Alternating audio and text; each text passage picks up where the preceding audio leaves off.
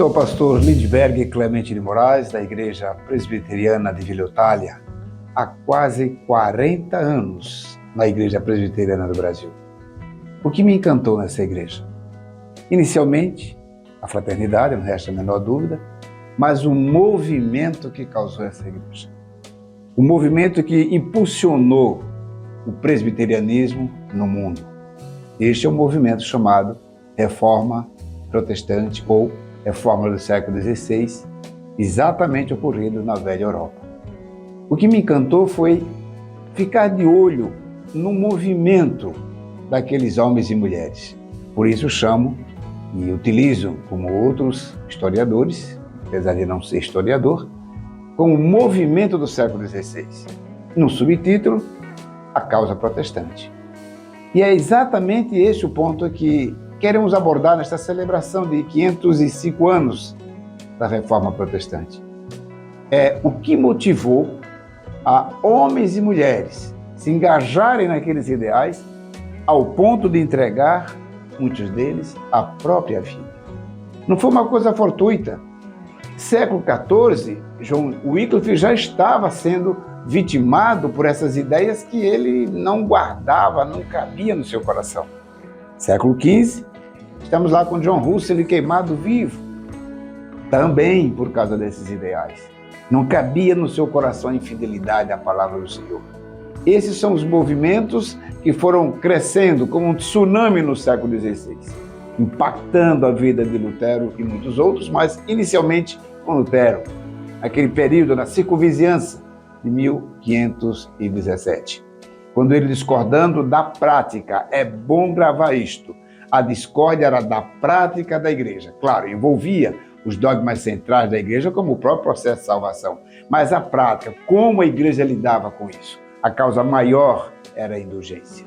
Certamente, essa reclamação toda que incomodava a velha Europa não foi passada ileso pela igreja. Lutero era um clérigo, um homem capaz, um homem motivado ao estudo, uma experiência belíssima de fé que ele mesmo narrava no seu tempo e para os seus pares. Era um homem que não se rendeu ao domínio da igreja numa negociação espúria da salvação, porque na palavra de Deus não tinha negócio para a salvação. Era pela fé e a fé vinha pela graça. Este é o movimento que mudou o mundo e que cabe a nós investigar. Se de fato esse movimento mudou o mundo, essa inquietude veio de onde? De onde veio essa inquietude? Se você examinar a Sagrada Escritura, você vai descobrir que é exatamente o resultado de quem nasce de novo. É a inquietude de uma criança que acaba de sair do útero materno, que não se conforma com aquele rompimento, com aquela ruptura do consolo, do aconchego do útero, mas se adequa, cresce, se expande e dá sentido àquela existência. Era isto que queria Lutero e depois chegamos em Calvino, com toda a sistematização daquele pensamento de 1517. Precisava ter uma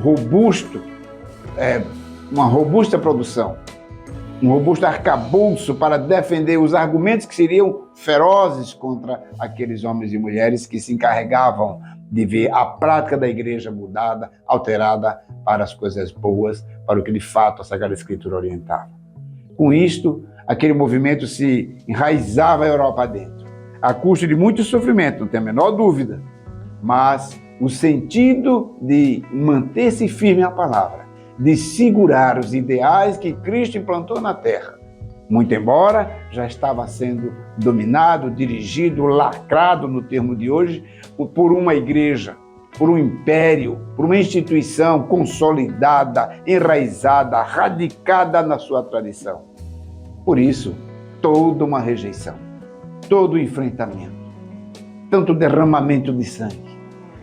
Por quê? Porque a tradição queria se impor acima da palavra de Deus, acima daqueles ideais que inquietaram aquela humanidade. Ideais do amor ao próximo, de levar a palavra verdadeira às criaturas daquela circunstância. Então, era isso que me chamava a atenção quando, ainda jovem, adentrava numa igreja chamada protestante e que dali em diante também defendia que a minha vida seria pautada por esta palavra. A minha regra de fé e prática seria pautada por esta palavra. Certamente, esses homens da Reforma foram a minha inspiração. Eu admirava aquelas lutas que eu lia dos heróis da fé, entendendo que era exatamente por fé que eles eram movidos. Por isto que nesta data não podemos deixar passar esta celebração, mas naquilo que é de melhor, no cerne deste movimento, que é o que levou a igreja a ter uma coragem específica para garantir não o que o clero dizia, mas garantir o que a palavra dizia. Essa experiência é fantástica. Chegou aonde chegou. Estamos há 505 anos, porque desde aquele tempo que os tempos estão recebendo o que Paulo explica aos Gálatas. Há na história a plenitude dos tempos, e essa plenitude foge do controle humano, escapa das nossas mãos.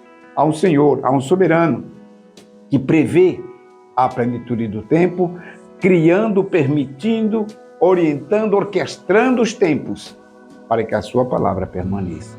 Movida por corações como os nossos corações desse povo que permanece, protestando contra o dogmatismo fundamentalista que não leva a lugar nenhum, que tira das pessoas o direito de encaminhar-se na palavra, pela palavra e com a palavra. É importante lembrar que o elo de ligação desse movimento que foi sustentado pelas raízes da sociedade, pelas raízes econômicas, pelas raízes políticas e pelas raízes da própria igreja, aqueles que ladeavam Lutero, Calvino e os demais reformadores para sustentar aquele movimento, são estes homens e mulheres que sustentaram aquele movimento com a sua vida, com a sua coragem, com os seus ideais para dizer a reforma está presente. Eles não permitiam que as suas liberdades fossem cerceadas. A ideia de que só quem falava era o sacerdote, Lutero desenvolve o sacerdócio universal.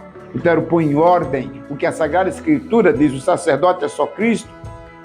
Portanto, quando nós vemos hoje uma igreja ainda enaltecendo determinados figurões, ainda que não sejam chamados de sacerdotes, ainda que não sejam chamados de papa, ainda que não sejam chamados de outros títulos, mas a romaria, seguindo homens e mulheres, não é um desenho da reforma. Isso demonstra que essa reforma já não é mais a mesma. E aí eu coloco dentro dessa minha fala, essa minha preocupação.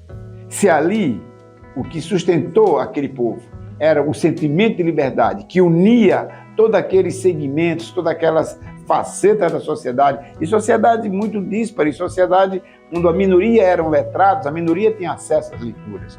Foi ali que a plenitude do tempo realiza-se pela segunda vez, aplicando a plenitude dos tempos primeiros, que está narrada em Gálatas, fazendo alusão a Atos dos Apóstolos.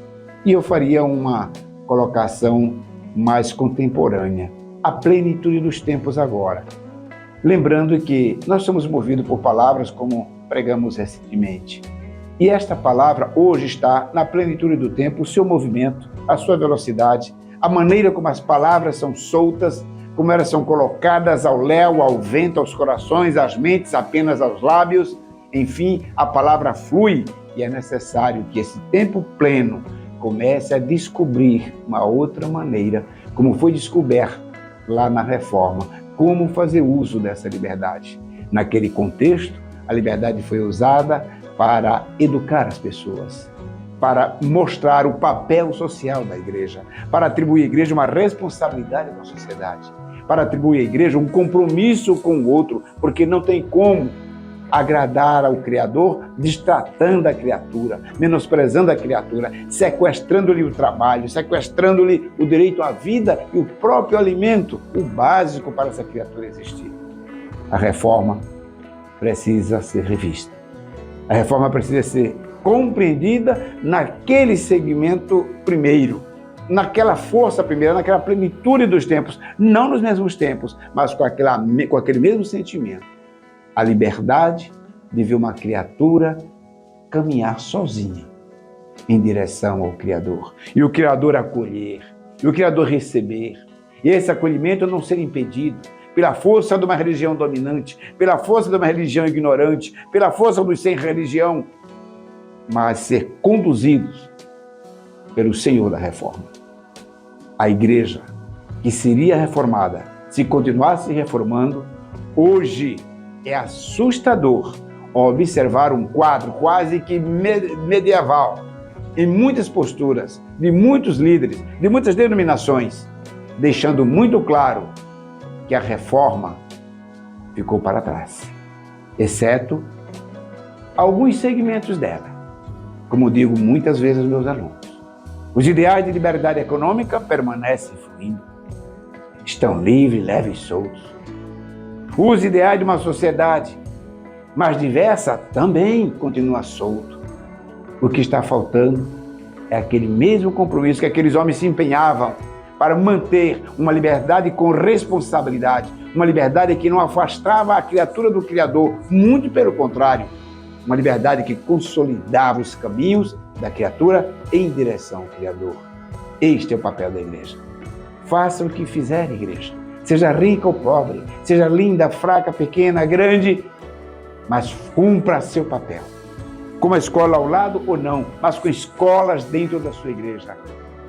Voltando a criatura a reinventar uma liberdade para não se iludir com a libertinagem, com uma liberdade que não é liberdade. Uma liberdade que funciona dentro de um escopo, dentro de uma escravidão limitada e permitida. A liberdade é aquela que não afasta a criatura do Criador. Eu acredito que este é o espírito da reforma, que precisa ser revisto, e não só revisto, porque escrever de novo até é possível, aliás, já tem muitos que escrevem. O que precisamos ver são os mártires de hoje. E não me refiro ao mártir para a morte como morreram naquela época, mas aqueles que amam, e quem ama não mata. E quem pega em armas é quem tem medo, quem tem coragem confia nas armas do Senhor. Esses se davam pela luta, esses se davam para o trabalho, esses se entregavam pela causa. A igreja reformada, sempre se reformando, tem que lembrar, era reforma e não uma nova igreja. Era uma igreja que estava e foi nascida em Cristo, por Cristo e para Cristo. Então ela não nasceu no século XVI. No século XVI, ela foi abalada, sacudida, para voltar aos caminhos da sua origem. Quem sabe, estamos de novo precisando ser sacudidos para voltar a ser uma igreja reformada, sempre se reformando. E assim continue a nossa amada igreja de Vila Otália, a nossa amada igreja presbiteriana do Brasil e todas as igrejas co-irmãs que têm a palavra como a regra de fé e prática do seu caminho. E lembre-se mais uma vez, a palavra é conduzida pelo Santo Espírito em nossos corações. Movidos pela palavra, seremos sábios, homens e mulheres tolerantes, para fazer um mundo melhor. Isto é ser reformado.